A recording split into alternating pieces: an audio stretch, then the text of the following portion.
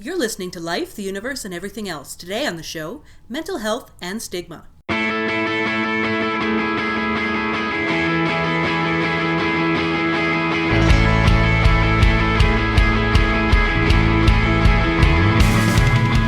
Life, the Universe, and Everything Else is a program promoting secular humanism and scientific skepticism, produced by the Winnipeg Skeptics. You can email your questions, comments, or criticisms to us at LUEEpodcast@winnipegskeptics.com. Show notes, references, and relevant links can be found at lueepodcast.wordpress.com or at winnipegskeptics.com/blog.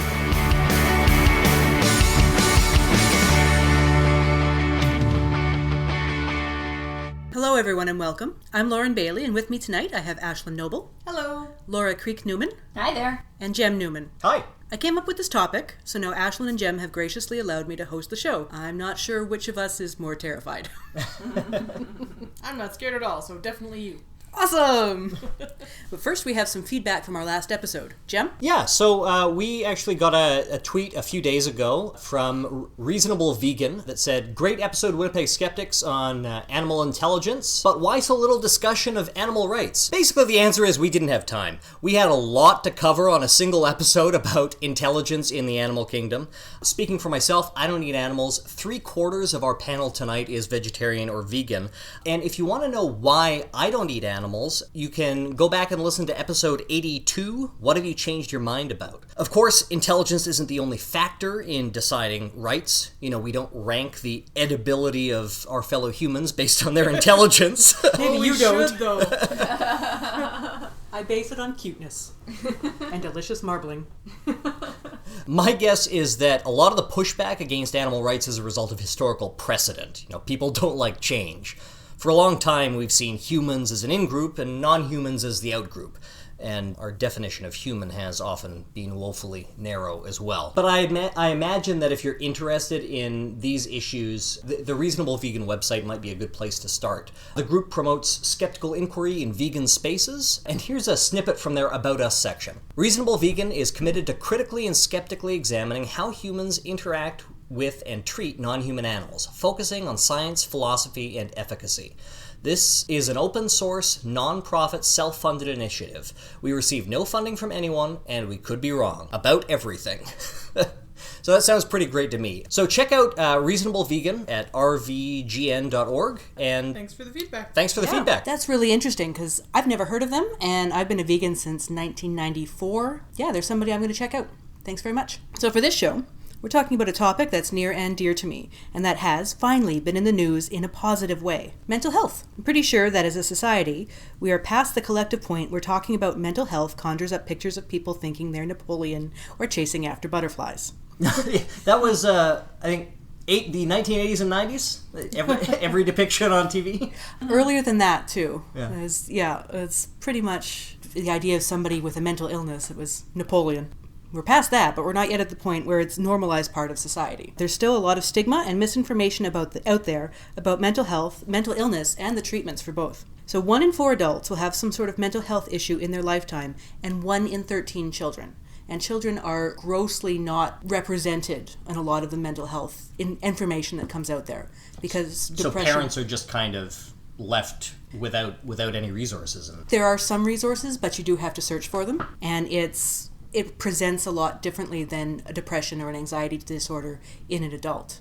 You might see schools saying, well, they have ADD or ADHD or something, and it's a form of clinical depression. Would it be more likely for it to get glossed over and say, it's just a phase, because kids are always growing and that it's just a phase. Yeah, and we're going to have information in our show notes about treatments available both for Canadian American people on the internet, and we can go from there. So to look at where we are now, we want to start by looking at where we started. Mental health treatments, both useful and not so useful, have been around for as long as society has, and Jem is going to tell us some of that history. I'd say arguably, perhaps even longer than society has been around. I'm gonna start in prehistory, so buckle in, everybody. Oh boy. So perhaps the oldest known treatment for mental illness is called trepanation or trepaning. which is a surgical procedure in which a hole is drilled or scraped into the human skull, exposing the dura mater of the brain. The earliest evidence for trepanation comes from the Neolithic period, predating any written record. So the reasoning behind the practice of trepaning isn't certain and was probably varied. We can't be sure that it was always about mental illness, but the evidence does suggest that that was the case, at least in some instances. So we know from fossil evidence that the procedure was performed on living subjects, many of whom survived. Cave paintings suggest that trepanation was thought to allow malevolent spirits to escape, and it may have been used to treat mental or neurological disorders, including epilepsy or migraines. The practice continued in antiquity and throughout the Middle Ages, and there are pseudoscientific proponents of self-trepanation even today. Yeah, I read some of those websites. I saw it on an episode of The X-Files, I think, and I'm like, no way, that's holy shit. I remember I first heard about it on Ripley's Believe It or Not, I think, on that TV show that they had for a while, and there was a video of some woman that did it to herself in the 70s or something, and just... I was covered pretty extensively in some of my anthropology classes as well, just because it's such an interesting way that we can look back and see some of the culture of these cultures that we don't know much about. Yeah, especially because for some of these Neolithic cultures, we don't have much in the way of tools, we don't have much in the way of cultural artifacts, but we do have their bones and their skulls. We can tell they got really bad headaches. Yeah. And there are legitimate medical uses for this procedure, but curing mental illness is not one of them. No, we're trepidatious about these.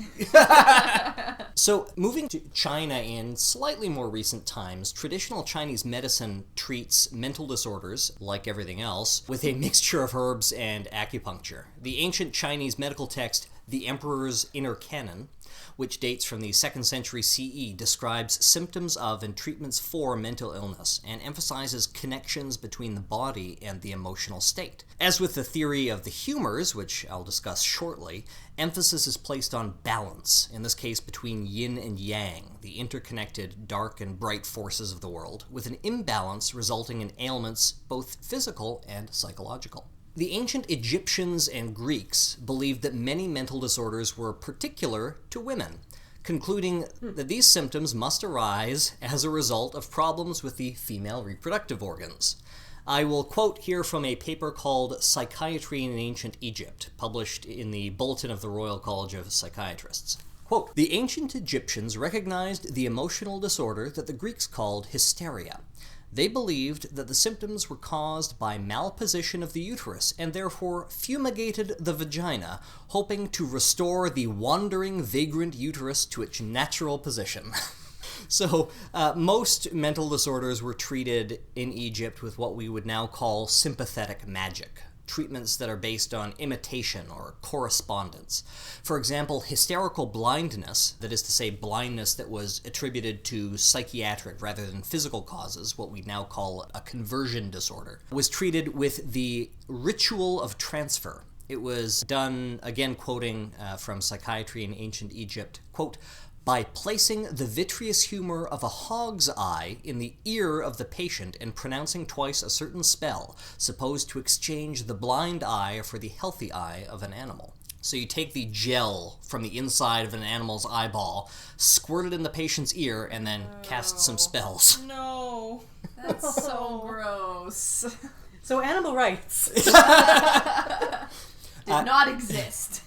Headaches were also often attributed to psychological factors and were treated thus. Quote, "The aching side of the head was rubbed with the head of a fish to transfer the pain from the head of the sick to the head of the fish." That one, like, I can get how they would... how that one can kind of make sense. I can see the logic in that one. And it's less gross than the gel from the eye of an animal in my ear. Yeah. No pig efflua was harmed. Yeah. Yeah, exactly. It's a type of transference, although not the sort of transference you usually think of when it comes to psychological discussions. That was a dumb joke. Okay, so in Europe, India, and the Middle East, many types of mental disorders in antiquity were thought to indicate interference from supernatural entities, spirits, demons, sorcerers, and the like. Mental illness was treated, if you can call it that, with prayer, church attendance, and occasionally, well, throughout the Middle Ages and into the modern period, people with mental disorders found themselves the victims of witch hunts. In this case, the treatment for mental illness was typically death, which listeners might be surprised to learn isn't actually a very good treatment. While supernatural explanations were popular, more naturalistic explanations came to be preferred in certain academic circles, and the theory of humorism came to dominate psychiatric and indeed most medical care in the ancient world. The origins of the humor theory is uncertain. It may have been developed in Egypt or Mesopotamia, but the four humors were first systematized in ancient Greece, and the theory rapidly spread throughout Europe. Its chief popularizer was Claudius Galenus, or Galen of Pergamon. The word humor actually comes from the Greek chymos, which means juice or sap. No, you're not going to groan and say "you" for that one? No. Well, we've covered that before. I think so. Yeah. I thought that was pretty gross. So at its core, humorous theory holds that the key to physical and mental health involves balancing four basic substances. Can anyone remember what they are? Black bile, yellow bile, Blood. I was gonna say Phlegm. Phlegm. phlegm. Yep. Yeah, I was gonna say mucus. Yeah, so we have blood, phlegm, yellow bile, which today would simply be called bile or gall, and black bile, which does not seem to correlate to any actual bodily fluid, although it was thought to come from the spleen at the time. Ah, that tricky spleen. Yeah.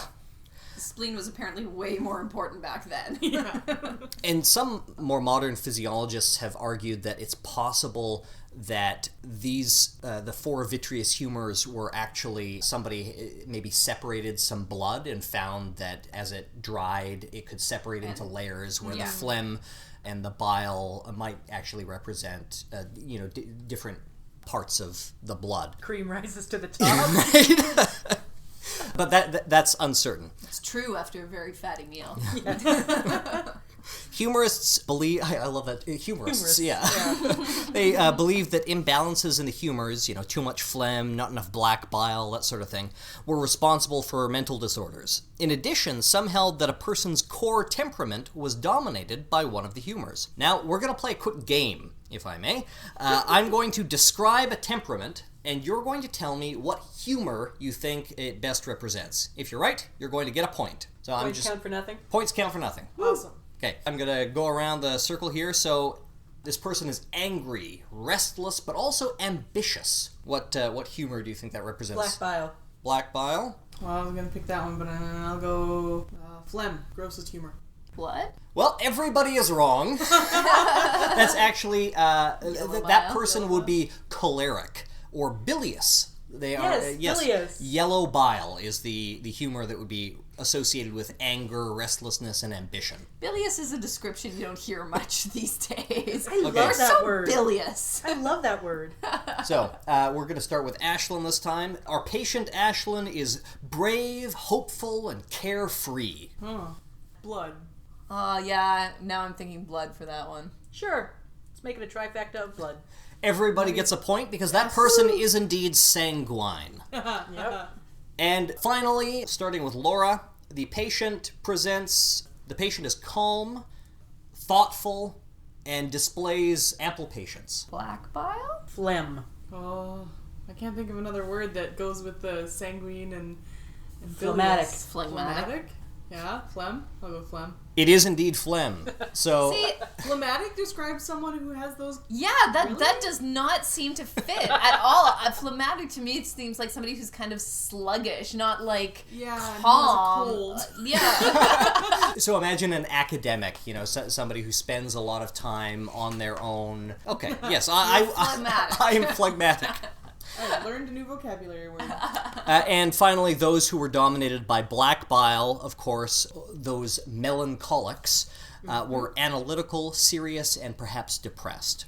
So to varying degrees, as we were discussing, these temperaments are still used in our language today. Humorism probably also influenced the development of Indian Ayurvedic medicine, in which 3 dosha, the Vata dosha, the Pitta dosha, and the Kapha dosha, roughly corresponding to wind, bile, and phlegm, must all be balanced. So, speaking of balancing, how are these humors balanced? Food. On a scale. You let the extra out. Yeah. So some humorists later on believed that eating certain foods could help balance the humors, and certain humors were associated with certain temperatures and certain consistencies. So if you were suffering from a moist, cold humor, so if you were phlegmatic, then you might cure that with something hot and dry. However, the most common way of balancing these humors, as Laura alluded to, was bleeding. Bloodletting. If a person was believed to have an excess of blood, bleeding them is the obvious course of action. Heated cups were used to pull blood and bile to the surface. Oh, God. A practice, albeit without any reference to the 4 humors, that is still alive today. And emetics and purges were also used to expel surfeits of humor. I love seeing the bleeding tools that they would put on the temples with all those little pins in them that they would push into the forehead. Oh! Yeah, so it's like your own little personal Iron Maiden. Iron Those Maiden. things didn't really exist. Yeah. We'll have a show on medieval torture devices. It'll just be Gemini. That temple thing sounds so much worse than leeches. That's what they used when the leeches didn't work. So these treatments certainly seem crude by modern standards. There's a very real risk associated with them, and since humorism has no basis in fact, there's essentially no possible benefit. But they can actually, when you think about it, still be seen as progressive, because they admitted that psychological diseases could arise from physical rather than spiritual processes. So moving on to the Enlightenment, and you'll notice that a lot of what I'm talking about is fairly Eurocentric, and that is, due to some of the limitations of time that I had. Thank you for sticking to one globular. I'm only given a certain amount of time to talk here, so I'm trying to talk about the entire history of mental illness treatment in as short a time as I can. So, moving on to the Enlightenment, as I'm sure you can imagine, the treatments for mental illness in the 17th through 19th centuries were unpleasant and largely unhelpful. While mental illness was increasingly seen as a physical phenomenon rather than a symptom of some moral or spiritual failing, the mentally ill were still viewed essentially as violent animals. Restraint and forcible confinement were the norm, and rather than focusing on treatment, asylums and sanitaria simply focused on keeping the mentally ill segregated from the rest of society, while caring for them as best as they could, arguably. Sympathy and a gentle hand was actually seen not only as unnecessary, but counterproductive, as the madman was insensitive to pain, and harsh treatment was judged to help suppress his animal passions. Tough love. Yeah. The treatment of the mentally ill became, in some instances, a spectator sport. Mm-hmm. Throughout the 17th century, Bethlehem Royal Hospital, known also as Bedlam, permitted entry to anyone in exchange for a small donation. Visiting strangers could watch the inmates as a form of entertainment and moral instruction, the inmates serving as a cautionary tale against the dangers of immorality and vice. One such visitor is reported to have said, quote, "From so humbling a sight we may learn to moderate our pride, and to keep those passions within bounds, which, if too much indulged, would drive reason from her seat and level us with the wretches of this unhappy mansion." It was in the 19th century that the term psychiatry was coined, and the various diagnostic terms began to appear that are still in use today. The 20th century saw the rise of several physical interventions for mental illness, the most famous of which are probably electroconvulsive therapy and the lobotomy. Those are the last two that I'm going to touch on, I think. So first, electroconvulsive therapy, better known as electroshock therapy, is probably best known to those of us who have seen One Flew Over the Cuckoo's Nest. Yeah. ECT aims to provide relief from psychiatric illnesses by electrically inducing seizures in the patient. So that's one of the reasons that it looks so violent. Despite the associations that people might have with Nurse Ratched, it's rather more helpful and less torturous than is typically portrayed in the media. Today, ECT is administered, when it's administered, under anesthetic and with a muscle relaxant to minimize any adverse effects of the convulsions. And it's also used with informed consent as an intervention for major depressive disorder, mania, and catatonia. Our friends over at the Reality Check podcast actually did a great segment on electroconvulsive therapy back in September, so I'll put a link in the show notes if you'd like to learn more. The lobotomy, also known as the leucotomy, involves severing the connections between the prefrontal cortex and the rest of the brain. The prefrontal cortex is the anterior portion, so the front portion of the frontal lobes of the brain, and it's implicated in executive function, which means that it's involved in decision-making, planning, and moderating social behavior. By cutting or scraping away most of the connections between these portions of the brain, surgeons sought to sever the connection with pathological brain circuitry, curing mental illnesses such as depression, mania, and schizophrenia. Portuguese neurologist Antonio Egas Moniz, who developed the procedure, actually shared the 1949 Nobel Prize for Physiology or Medicine for the, quote, discovery of the therapeutic value of leucotomy in certain psychoses. Moniz believed the brain would functionally adapt to such an injury, and he was largely incorrect. No kidding. So opponents of the procedure called it crude and hazardous, noting that patients became apathetic, lethargic, and disoriented. One doctor who had supplied Moniz with patients for the procedure declared that they had suffered a degradation of personality, and that the changes Moniz observed in his subjects, which he thought were improvements, and he thought that he'd successfully treated these patients and that they'd improved. This doctor noted that the changes were better attributed to shock and to brain trauma than to a successful intervention. Proponents of the lobotomy noted that patients became much easier to care for, to which philosopher Norbert Wiener said, "Let me remark in passing that killing them also makes their custodial care easier." In 1950, the Soviet Union banned the lobotomy on moral grounds, calling it contrary to the principles of humanity. And this is the Soviet Union we're talking about. And were they the first to ban it? They actually were, the first that I could find. Japan and Germany followed suit soon after, and in the 70s, several states banned it. And by the late 70s, the practice had become very rare.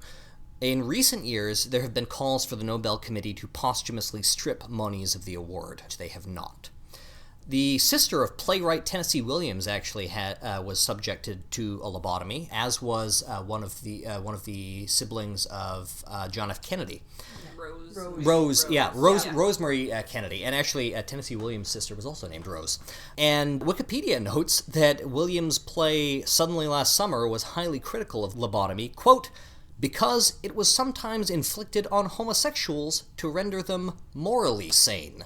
Yep. And that may be the second most horrifying thing that will be mentioned in this segment. I just want to breeze through a couple of other tidbits that I ran across while doing the research here. Traditional Chinese philosophy recognizes actually 5 classical elements instead of the 4 that might be familiar to our listeners. But I was disappointed to learn that they weren't earth, fire, wind, water, and heart. Instead, they're earth, fire, metal, water, and wood. I found that interesting. Yeah. The term crazy comes from Middle English crazen, which means to crush or crack, while insane comes from the Latin insanus, which just means unhealthy. And finally, here's a horrifying one. Have any of you heard of drapetomania? No. According to American physician Samuel A. Cartwright, it was a mental illness common among black slaves that caused them to flee their masters and seek emancipation. Wow. Yeah. Many academics during the 19th century argued that mental disorders were rare among slaves, but became more common following emancipation. Just one more horrifying example of racism masquerading as science. One other link we're going to put in the show notes is a link to Nellie Bly's 1887 expose called 10 Days in a Madhouse. When she was put into, she got herself admitted into a madhouse to see what was going on inside from an inmate's perspective. And I recently came across a free copy of that on the web. So we'll put a link to that. We've talked about how mental illness was treated through history, but we're also talking about stigma today, how mental illness was viewed by doctors, by physicians, by the public. Laura? Okay, well, as Jem mentioned, for much of history, the treatment of mental illness was not the best, and thus we can imagine that how mental illness and the people living with it were probably also not treated in the best way. So, as Jem mentioned, from as far back as we have any kind of recorded history, we see that a lot of the blame for mental illness was put on supernatural forces, usually demonic possessions or somebody incurring the wrath of God or gods or some kind of spirit like that. And it was usually believed that it was in fact something that the person had done to deserve that. So it was sort of their fault. And so then it was also seen that this person was of poor repute, poor character, and they should be ostracized because of that. In many societies, that stigma also extended to the family of the people living with this. So they would say, oh, well, this family member has a demonic possession. That must mean that this person's not good, so your family must not be good. It was also sometimes thought that mental illness was contagious or hereditary, which in some cases the predisposition towards it actually is, but it wasn't seen in that kind of way. Obviously, they didn't know the genetics of it at that point, but they thought that, well, if this person has it, then their families must have it, kind of like the chicken pox or something like that. So let's stay away from the whole family. And that's not even counting mass hysteria? Yeah, exactly. That's a little bit different. This is just more so like, oh, you've got somebody in your family who's whatever. Well, then you all are at risk for that. You're tainted. Yeah. We don't want you around. So the idea of mass hysteria is really terrifying. You know, all those uteruses wandering around. Yes. Hey, you were laughing, but you just weren't laughing out loud, so the podcasters, couldn't hear it. Uh-huh. So in any case, because of this presumed negative impact and this person being seen as being tainted and that the whole family is affected, the common practice for a long time was to hide individuals that had mental illness, either within the family, so they'd basically be shuttered within the house and never let outside, or they would just simply be disowned and thrown out of town, or just often left to wander town to town begging for food. And that was pretty common. And this, of course, perpetuated the belief that people who are mentally ill or who are dealing with these issues are useless because they're no good to a family, right? They only bring bad things upon them. And that they're potentially dangerous because only vagrants are dangerous, right?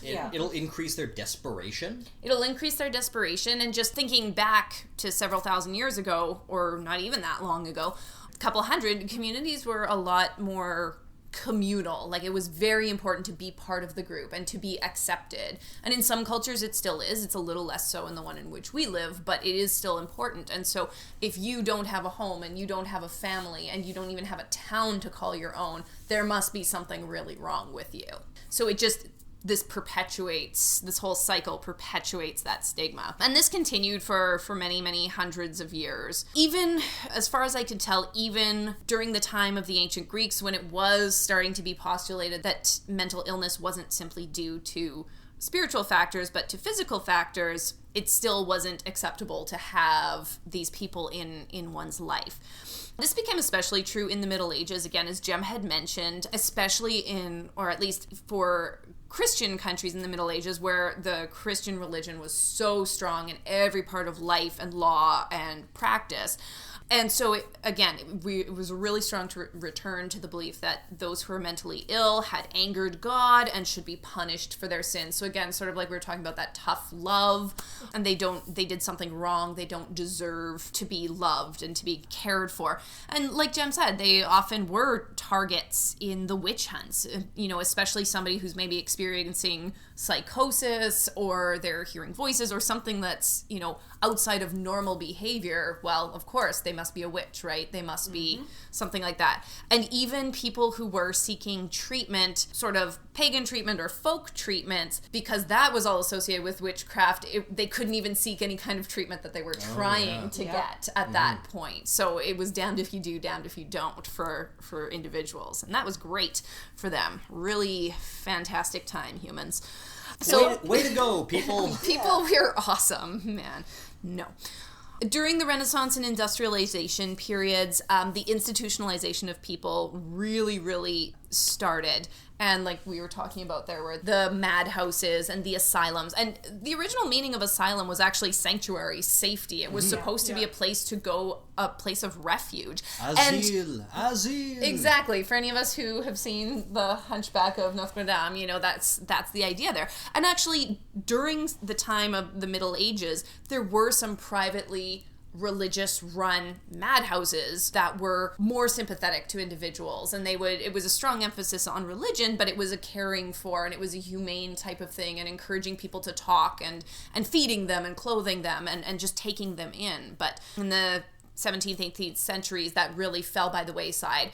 And the idea was really just to remove people from society. Again, they were seeing that it was moral failings that was causing these mental illnesses, and the idea that individuals, like Jem said, had humanity left was very fleeting at that time. So that really played into the terrible situations in the institutions, because they were seen as animals. They were seen that they just weren't even human anymore. So they were treated as animals, or probably in most cases worse than a lot of other animals were treated. Animals were worth money. Exactly. Animals were worth money, but these people were just, they were burdens. Exactly. And the whole point was to remove these individuals from society. There was no emphasis on the safety or care of these individuals.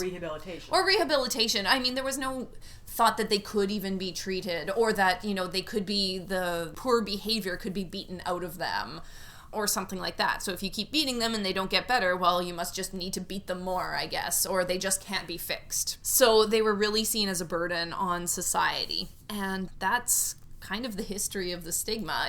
It sort of got better, or it started to get better in the late 19th century and then early 20th century, as there was more of an emphasis on a humane approach, and that trying to actually treat people like people might actually help them and provide them. There was a mental hygiene movement as well, which actually took all the focus off of actually treating the mental health issue, but it really focused on quality of life and life skills and rehabilitation and that. So while it didn't actually deal with, say, psychosis or something, it did really encourage like physical hygiene and treating a person well, which does go a long way for helping along this. The fresh air and exercise movement.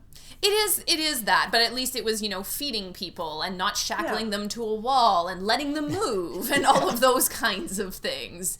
That's infinitely better. Yeah, that up until the beginning of the 20th century, that's kind of where the stigma of mental illness has been. Surely it can't be as bad as all that now, though. We know it's not demons or humors or wizards. So, Ashlyn, what's the stigma and normalization like today? Are we sure it's not wizards? Oh, I was just excited because she mentioned demons and wizards, and I'm like, that's a great metal band.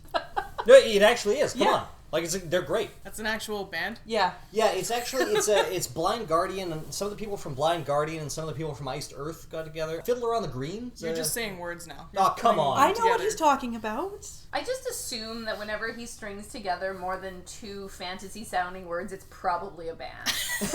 Probably a metal band. Probably a metal band. Probably Swedish or something. They've got really long hair. So, I think it would be fair to say that most people believe that stigma affecting people with mental health struggles has improved in the last 100 years. Unfortunately, while public discourse about the subject has become more about supporting people and less about criminalizing them for the most part, the ingrained prejudices in the minds of most people and Canadians remains strong and difficult to navigate. So, some common myths about people with mental illness include that they're more likely to be violent, and this, as Laura was talking about, goes back hundreds of years. They're more likely to be poor or less intelligent, the mentally ill or lazy or brought their problems on themselves. In reality, of course, mental illness can affect anyone of any social class or intelligence for many different reasons, and some reasons that we still don't understand. And mentally ill people are far, far more likely to be the targets of violence rather than to perpetuate violence themselves. The idea that we see every time there's a school shooting or a mass violence of any kind that we need to do background checks to keep guns out of the hands of mentally ill people is like this weird red herring, because it's not generally mentally ill people who are committing these types of crimes. The only thing on that list that might be kind of true is that people with mental illness are often pushed into poverty by an inability to find work, not an inability to work. But a big part of the stigma experienced is in the realm of employment.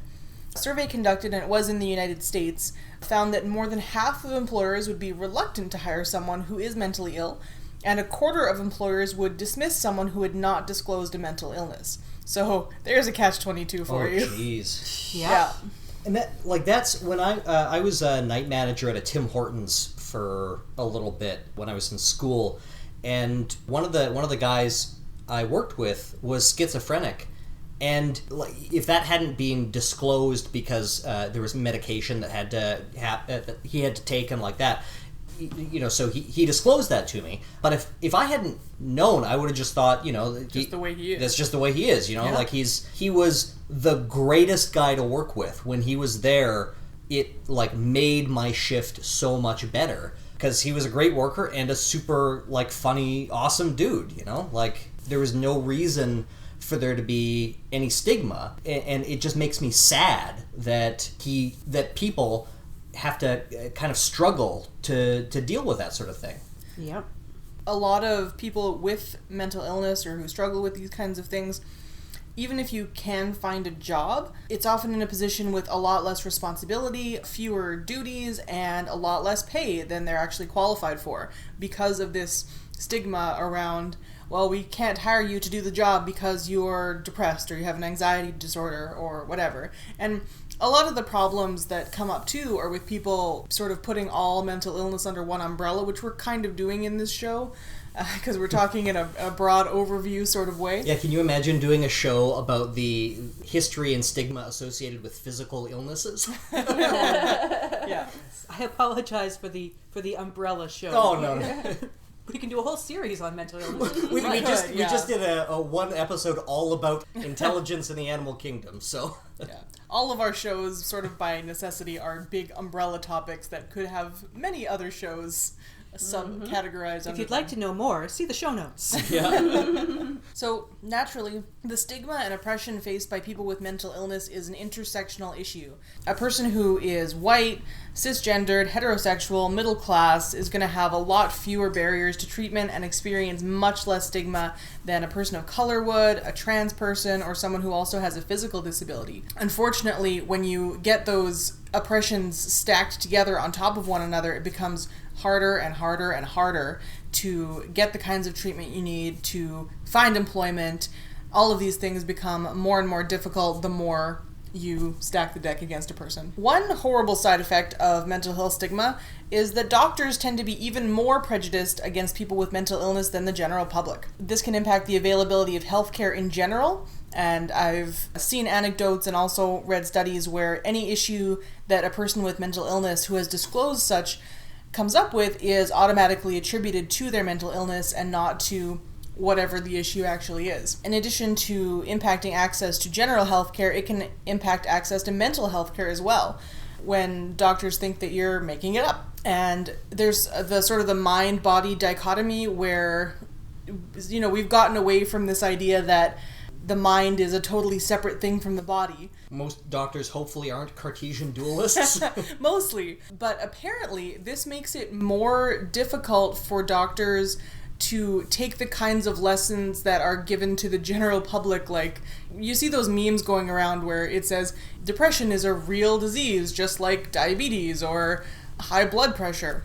And so we should treat it as such. And I was reading a study today that showed that those kinds of messages are actually less effective on people who work in healthcare, which I thought was very strange. And so this study was proposing that we need to come up with new techniques to teach doctors more sensitivity. And they proposed things like showing them brain scans to show that this really is a biological thing that's going on. I wonder why that is. Yeah. I think so maybe maybe it's because doctors feel like they're sort of experts in physical systems, and because that falls outside of their purview, they're less likely to take it seriously. Brains are scary. Brains are scary. And it's something that's difficult to treat too, right? You can't put a cast on your brain and it'll be better in 6 to 8 weeks. That is exactly the analogy I was just going to say. Things that we can do to combat stigma in the present day are really important. Do you guys have any suggestions of things that people could try at home? It seems like disclosing your own, like talking about your own struggles with mental illness would be helpful. Hey, great, because normalizing mental illness is part of my segment.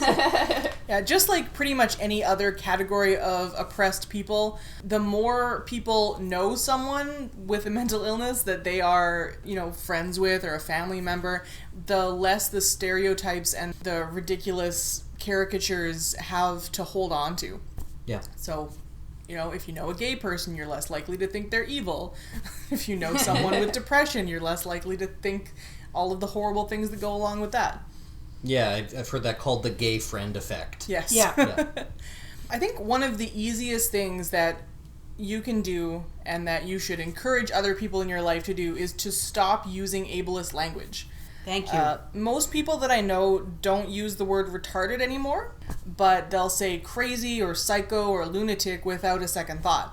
This is something that I've been working on, and it's just like when you're trying to cut other words out of your vocabulary that you've realized are problematic. It takes a while and it slips out sometimes, and that's okay. Just continue on and keep trying to keep it in the front of your mind that saying something is crazy because it's absurd is just like saying something is retarded. It's not okay. That's my go-to replacement. Yeah. I used to say, I probably said it on this podcast a lot. That's crazy in the sense that that's hard to believe, and that's absurd is my go-to replacement. Yeah, I use ridiculous a lot. Yeah, that's what I say a lot. I've been trying not to use the words mental illness in this podcast. I've been trying to say mental health. I know it slipped out there a little bit, but we've got to worry about our mental health, not about those with mental illnesses. Mm-hmm. It's kind of like, I don't remember exactly how Jay Smooth put it, and I'm not nearly so eloquent as he is, but talking about discussions of race, racist language can slip out sometimes, and when that happens, it doesn't mean you're a bad person, but it means it's something that you can work on, and it's not about categorizing people as bad for using ableist language. It's about teaching them to do better. We all I think he uses the analogy. It's like, you got something in your teeth. When somebody points out that you've used ableist language or racist language, they're not saying you're a bad person. They're saying, hey, I'm trying to help you. You've got a little racism in your teeth. Let's deal with that. So yeah, it's a small thing, but it's something that literally every person can do. So I can attest to all of that. We may have some good treatments out there today that are focused on getting people healthy, but it's still a really hard slog to get there through the public opinion, and to get there through the medical profession as well. So on to current treatments. Current treatments in developed countries, I'm mostly going to speak about the Canadian perspective. The current treatment is a lot more effective and humane than it was even 20 years ago. Mm-hmm. As we learn more about mental illness and the way that brains work, we refine treatment and make it painless and less traumatic to the person both living with mental illness and their support network. Maybe less painful, not painless in all cases. That's true. We try to make it as less painful as possible. Yeah. Because we do have to consider both the person living with the mental health issue as well as their support network, because that is so draining on a family. The same as with a long-term illness of a physical as opposed to a mental issue. So the common current treatments include talk therapy, also known as psychotherapy, behavior modification therapy, and drugs. We still do use electroconvulsive therapy, as Jem was talking about earlier, and as he said, it's much less traumatic. So we try to do the less painful option. Mm-hmm. And it's used in the most narrow of circumstances, and to reduce all discomfort. Other credible therapies that are used today can include the use of surgery or art or hypnosis. So pretty much you can run the gamut from non-invasive to whatever you need to get done. We're not talking lobotomies anymore, but there are implants that you can get. There's a lot of quackery out there. As with mental health issues. Yeah. There's a lot more even in mental health than you'll find in... There's really only a couple of things you can do for a broken arm, but there's a lot of things you can do for depression, for desperate people. The more physical something is, you don't have a lot of quackery to deal with, like missing limbs, for example. Yeah. But you have more to deal with headaches, and you have more to deal with... Yeah. But homeopathy has a cure for everything. Yeah, just dilute a portion of somebody's arm to 30C. So from all these that aren't quackery, talk therapy is still the most common. So it's either in an individual session, group or family session, depending on the circumstances. It's also the general first step in most mental health situations. You have to understand the problem before you can start to treat it. So you have to get the person talking, saying, this is how I feel, this is what I feel I need, with a qualified professional. Talking with friends is great, having a support system is great, but there comes a point where you have to go, I need a step above this. Yeah. So drug therapy includes antidepressants, such as selective serotonin reuptake inhibitors, so SSRIs, and also antipsychotics. And those traditionally block receptors to the brain's dopamine pathways, but modern ones also inhibit serotonin. That's something I didn't know, that the new ones do both. Block dopamine receptors, Yeah. eh? That's what clopamine did originally, was to block dopamine. That sounds like it would be really tough to live with. Yes. Well, that's why a lot of people talk about how when they're on antidepressants like that, it keeps you from hitting the low lows, but it also keeps you from hitting the highs. It really just evens everything out. That was my major issue, was the old style of antipsychotics and antidepressants, was I didn't want to live in a fog. Mm-hmm. Yeah. And I had that for years, saying I don't want this because it's going to do X to my body, which is a stigma that I had even as somebody living with a mental illness. We're going to talk about some barriers to treatment now, and we're going to get a little bit personal. These treatments are all well and good. How do you get to them? In Canada, it should be as easy as talking to your GP and relying on our healthcare system to help you along the way. But in my personal experience, it's been a bit of a tougher road. We have 2 unofficial tiers of mental health services available in Canada. I hate to say it, but it's true. We have these 2 tiers, and I'm going to talk about each of them. There's the route for people who can't afford to pay top dollar, and the route for people who are able to go, hey, let's throw some money at this problem and get some treatment. Mm-hmm. So I'm going to get personal here, as I said, both in the hopes to aid in the normalization of mental health issues and to show that getting help is not as easy as it could be. There are still some major barriers that we need to break down. I have joked that I'm the dumb one here on life, the universe, and everything else. And, well, that may be true. No. Yes. I'm also a fairly well-educated, with a college diploma but no university degree, cis woman who knows the system and who has a very understanding boss and a heck of a corporate benefits plan.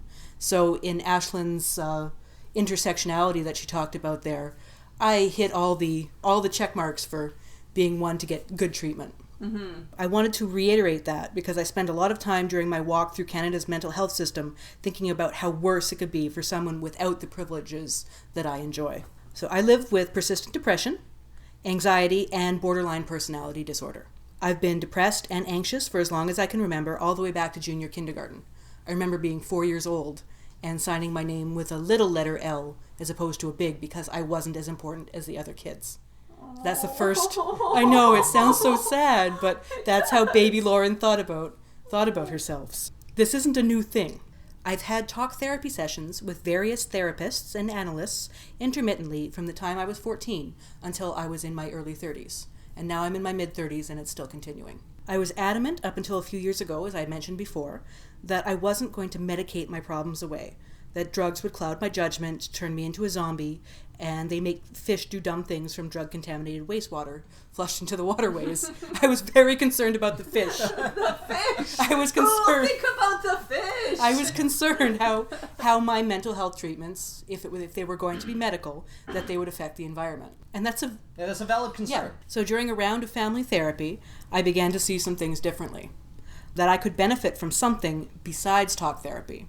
and the therapist asked if I would be like to formally evaluated by the psychiatrist on staff. For that, I needed a referral from my doctor. I don't have a GP. I'm one of the many Canadians who relies on the walk-in clinics and public health for medical care. I had seen one doctor a few times, but I was uncomfortable with his practice, so I was looking for another doctor at the time. But I went to him for the note anyway, simply because I could. I got the referral note after waiting 6 hours in his office, and I also got a short lecture about the evils of psychiatry from him. Oh, wow. That's helpful. That's great. Was your Dr. Tom Cruise?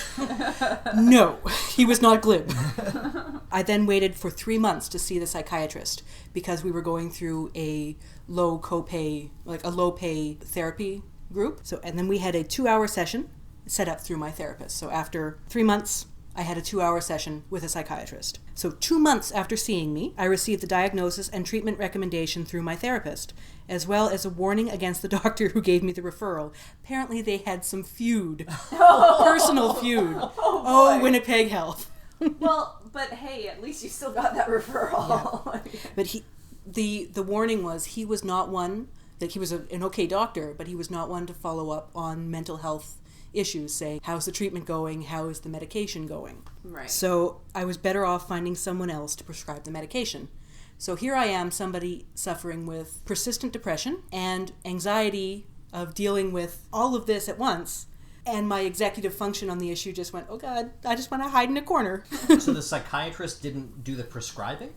No. Yeah, so the way the I didn't know practice that was a worked was that there was like some supervising counselors, and then the people that we saw were all like student counselors. And the reason it was so cheap was because it was a sliding scale thing through United Way, where the students could get their practicum hours and we could get some counseling. And they had one psychiatrist on for the entire practice, which is why you only get 1 2-hour session with him, and then that's it. So he was not able to prescribe because he couldn't follow up with you. He was a consulting psychiatrist. That makes sense. Yeah. It's still a good option for people who need a lower healthcare. It's a great program, Yeah. We're here 5 months from me telling a therapist that I needed treatment. And I have a piece of paper saying I have this and that I need this. 5 months. And I've got a piece of paper. I still haven't received any medical treatment for my depression, anxiety, and borderline. I called other agencies in that 5 months, so keeping in mind of the anxiety that I talked about earlier. So one of my anxiety triggers is picking up a phone and talking to somebody about myself. Another one is broadcasting my mental health issues on a podcast. So I got bad news for you, Lauren. Yeah, so this is going out to the world. But in the sake of normalization, I'm here to do it for you. I was told when I called these other agencies that I needed to go on a wait list for the services. And that was fine. But I also had to be on another wait list first to get on the official wait list. The waiting list for the waiting list. There was a waiting list for the waiting list for the mental health services from the province of Manitoba. That sounds ridiculous, but about right. Yeah, and that was after they had opened the mental health clinics. So that would be 6 months to a year for being on these 2 wait lists from going where I was. So I tried walk-in doctors, one of whom accused me of drug fishing and tried to take my note from my psychiatrist away from me. Oh. And I tried a doctor who was accepting new patients, and he did prescribe me the medication I needed on a 1 month at a time basis. So he would give me a 1 month script. And he also insisted that I try exercise, gave me a lecture that mental health was all in my head, and he didn't believe me when I said I go to the gym, I walk to work, I do all these things, and he kept... if you jog 12 miles a week, there'll be nothing wrong with you? Yeah. We called him Dr. Jog for the longest time. Yeah, I don't know what his name was, but he was Dr. Jog. But he kept insisting that I needed a pap smear for him to keep prescribing for an SSRI. What? He needed to do a full physical workup, including a pap smear, for him to prescribe me mental health medication for more than a month at a time. You wanted to make sure her uterus wasn't wandering. Pretty much. It creeps me out a little bit. I mean, legitimately with certain medications, you do have to do other kinds of tests. Yeah. I can't imagine that this is one of them. No. I get my plumbing checked out through places like Nine Circles who deal with sexual health. But the guy I go to for my brain meds shouldn't be looking for my wandering uteri. More than one? Yeah, I was like, I do! That does happen occasionally. I finally did my research, and I found a clinic that had their commitment to mental health written into their website. So it was a sigh of relief. I still dread having to go every 6 months to get my prescription, though, thinking that this is the time that they're going to refuse and turn me away and say, we don't want to prescribe for you anymore. You've been on this for so long. Maybe it's time to buck up. So that's what my anxiety does to me. And Ashlyn can tell you how much of a bundle of nerves I turn into when it's time to go get my script again. That's so hard to believe, because I take medication every day for acid reflux, and if I had to worry about somebody, if I'm going to get a refill on my prescription, and I had to worry about somebody saying, no, try exercise. Yeah. No, but this helps me. This is working. Let's keep doing this. But that's another problem too, is sometimes when people describe the issues that they have navigating the system, they get responses like that. Like, that's really hard to believe. Are you sure that you really tried to get this medication? Oh yeah, and I'm not saying that I'm not saying it's hard to believe. No, it's horrible that you have to deal with that, because for a physical ailment, don't. Yeah. I know what you meant, but people who have things like anxiety can hear phrases like that and take them really the wrong way. Yeah. I didn't, because I know Jem, but... And all this has happened within the last 2 years. This has been... When did we start this journey? 2013? Yeah, I think so. Yeah. So this is not going back several years. This is things that I've been living with in my day-to-day life right now. I know I'm going to be on these meds for the rest of my life. That's the nature of my particular brand of depression. I'm not ever not going to be depressed. I can mitigate it, but I'm always going to need some help. That's what persistent depression is. So these drugs that I'm on, they don't cloud my judgment too badly. Maybe Ashlyn will... She's laughing in the corner.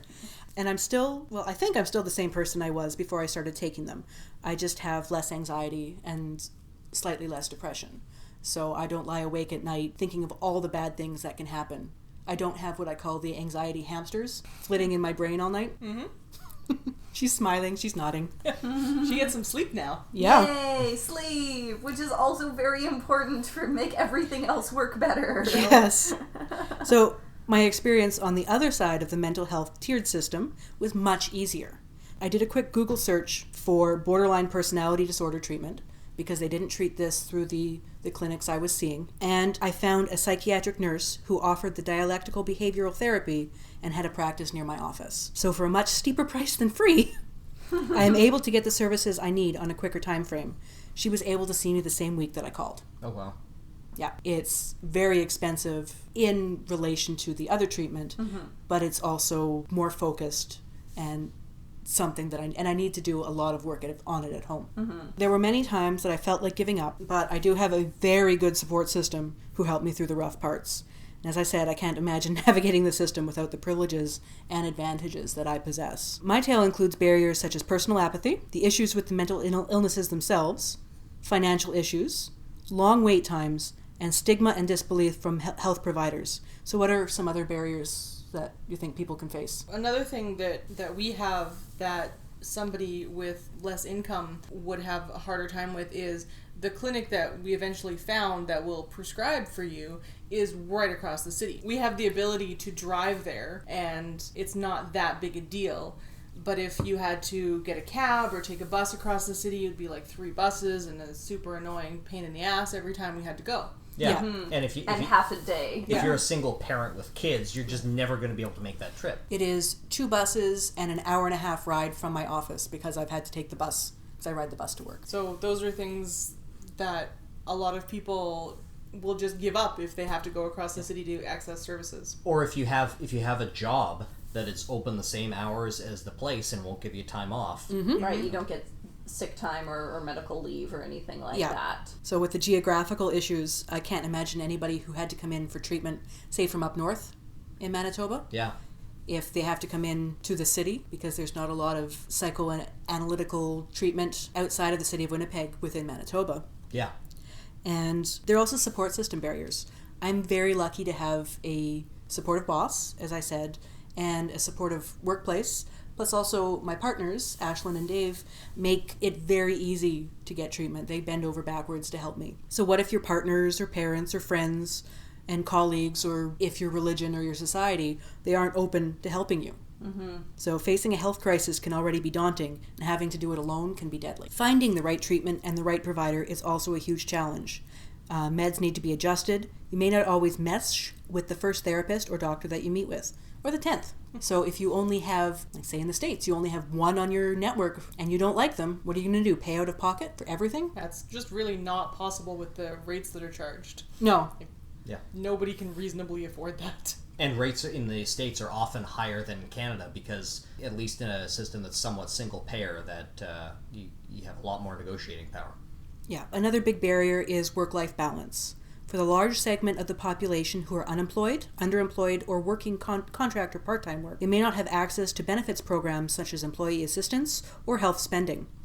One major example of this came from a contract worker at Bell Media, and we're going to link to her story in the show notes. So Bell Media is currently running their Let's Talk campaign, which is great. Let's talk about mental illness, let's talk about breaking down the barriers and the stigmas. When a huge corporation hires contractors and then works them to the bone 60 hours a week, doesn't offer them access to the benefits program, it creates a huge problem.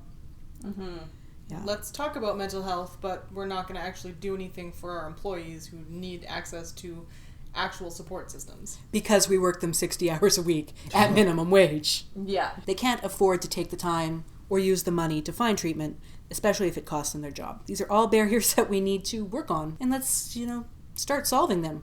Come on, Belle. It's also important just to treat people that are dealing with mental health issues and struggles like people. Continue to be friends with your friends that have mental issues. Sometimes people with mental illness have to cancel plans on you, or they have inconvenient feelings, and it's important just to support them and not be an asshole. So in conclusion, how's your mental health? So I think that's everything that we have to talk about today. Thanks for listening, everybody. And if you like today's episode, feel free to give us a glowing review on iTunes or Stitcher. Also, you can send us feedback by sending us an email at LUEEpodcast@winnipegskeptics.com. You can also find us on Twitter or Facebook. And thanks for joining me tonight, folks. Thanks for, sharing your story tonight, Lauren, and leading us through this journey into talking about mental health. Excellent. Thanks for letting me. Yeah, and if you hated the episode and want to tell us how we screwed it up, don't leave us a review. Just send us that email. We're always happy to take criticisms and address them the next time we all sit down to chat. Mm-hmm. What are we talking about next time? Oh, that's me. Next time we're going to be talking about parapsychology. Nice. Awesome. We'll see you then. Good night, everyone. Good night. Good night. You've been listening to Life, the Universe, and Everything Else. If you have any questions or comments, or you'd like to suggest a topic for the show, send us an email at LUEEpodcast@winnipegskeptics.com. If you want to show your support, give us a review on iTunes or Stitcher, follow us on Twitter or Facebook, or just share the show with a friend. Our music is produced by the very talented Ian James, and this episode was edited by Lauren Bailey.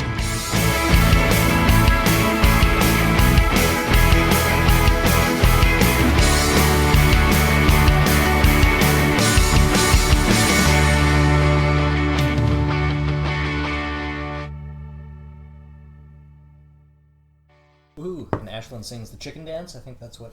Yeah. Try that again. Yeah. Okay. Okay. Jesus Christ! I'm sorry, Lauren. She's bitchy. Maybe they just needed a hole in their head. Yeah. I was hoping we could get through the segment without somebody saying, "I need a trepanation like I need a hole in the head." Too late now. Yeah. Okay. Blood? Blood. Black bile? Brendan loves Christian movies. Yeah.